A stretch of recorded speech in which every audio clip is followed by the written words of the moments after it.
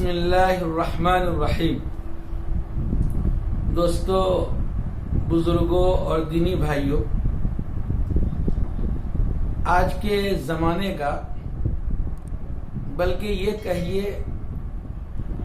کہ ہر زمانے کا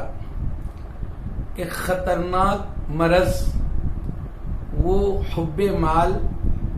اور حب جاہ ہے۔ حب مال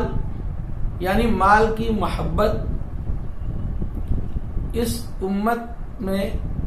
بہت زیادہ پائی جا رہی ہے، اور عہدے اور منصب اور جاہ کی حرص اور لالچ بھی یہ چیز آج عام ہے۔ مال کی محبت کو انسان قربان کر دیتا ہے، مال کو انسان چھوڑ دیتا ہے، لیکن حب جاہ کو اور حب منصب کو انسان جلدی چھوڑنے کے لیے تیار نہیں ہوتا۔ اس لیے علماء کہتے ہیں کہ سب سے آخر میں جو چیز انسان کے اندر سے نکلتی ہے وہ حب جاہ اور حب منصب ہے۔ آج پوری دنیا میں آپ دیکھ لیجئے کہ ادارے میں، جمعیت میں، جماعتوں میں، ملکوں میں،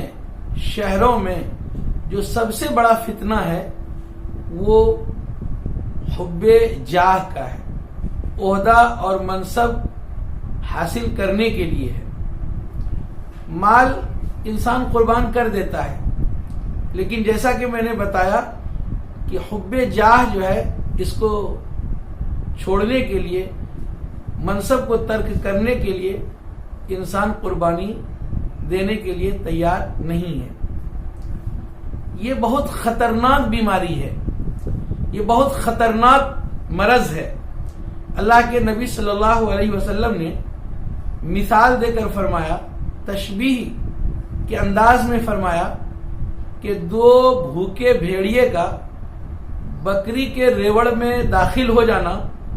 ان بکریوں کے لیے اتنا خطرناک نہیں ہے جتنا انسان کے لیے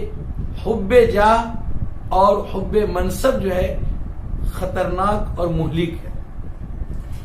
یہاں ایک محدث کے ذہن میں یہ بات آئی کہ ایک بھیڑیا کیوں نہیں کہا گیا، دو بھیڑیے کی مثال کیوں دیا اللہ کے نبی صلی اللہ علیہ وسلم؟ تو اس کے لیے وہ جنگل گئے جہاں بدوی اور دیہاتی جو ہے بکریاں چرایا کرتے ہیں، اور انہوں نے ایک چرواہے سے پوچھا کہ اللہ کے نبی صلی اللہ علیہ وسلم نے حدیث میں اس طرح فرمایا اور دو بھیڑیے کی مثال دی، کیا اس سلسلے میں آپ کچھ بتا سکتے ہیں کہ بھیڑیے کس طرح حملہ کرتے ہیں؟ تو اس چرواہے نے، بکری چرانے والے نے کہا کہ بھیڑیے کی خصوصیت یہ ہے کہ وہ تنہا کبھی حملہ نہیں کرتا بکریوں پر، ریوڑ پر، وہ جب بھی حملہ کرتا ہے جماعت بنا کر، کم سے کم دو بھیڑیے۔ اس محدث کو بات سمجھ میں آ گئی کہ حب جاہ کے لیے، منصب کے لیے، عہدے کے لیے جب انسان لڑتا ہے، اس کو حاصل کرنے کے لیے کوشش کرتا ہے تو اس میں وہ تنہا نہیں رہتا، دائیں بائیں آگے پیچھے جو ہے وہ اپنے افراد کو تیار کر لیتا ہے کہ اس منصب کو، اس عہدے کو حاصل کرنے کے لیے جس طرح بھی چال چلنی پڑے، جس طرح بھی ماحول بنانا پڑے، جس طرح بھی کل بل چھل کرنا پڑے، اس کے لیے تم لوگ تیار رہو۔ آج یہی سب کچھ ہو رہا ہے۔ سیاسی جماعتوں کو چھوڑیے، دنیاوی تحریکوں کو چھوڑیے، دینی جماعتوں میں، دینی جمعیتوں میں، دینی اداروں میں، دینی مدرسوں میں یہ حب جاہ اور حب منصب اور اقتدار کی لڑائی جو ہے بالکل شباب پر ہے، اور اس کے لیے انسان بالکل سطحیت پر اتر آتا ہے، انسان بالکل نیچے اتر آتا ہے۔ وہ اس عہدے کے لائق، اس کے معیار کا ہو یا نہ ہو، اس عہدے کو، اس منصب کو حاصل کرنے کے لیے ہر طرح کے مکر و فریب اور ہر طرح کی جو ہے وہ فراڈ کرتا ہے۔ عہدہ اور منصب اگر بغیر چاہت کے، بغیر خواہش کے انسان کو مل جائے تو یہ بہت بڑی نعمت ہے. یا یہ کہ انسان کے اندر وہ ٹیلنٹ ہو، جیسا کہ حضرت یوسف علیہ السلام نے کہا کہ مجھے اجعلنی علی خزائن الارض، مجھے زمین کا مالک بنا دیجئے، وزیر خزانہ بنا دیجئے، اس لیے کہ میں علیم بھی ہوں اور حفیظ بھی ہوں، مجھے علم بھی ہے اور میں امانت دار بھی ہوں. اگر یہ ٹیلنٹ کسی کے اندر ہے، یہ صلاحیت کسی کے اندر ہے، تو وہ بڑھ کر بھی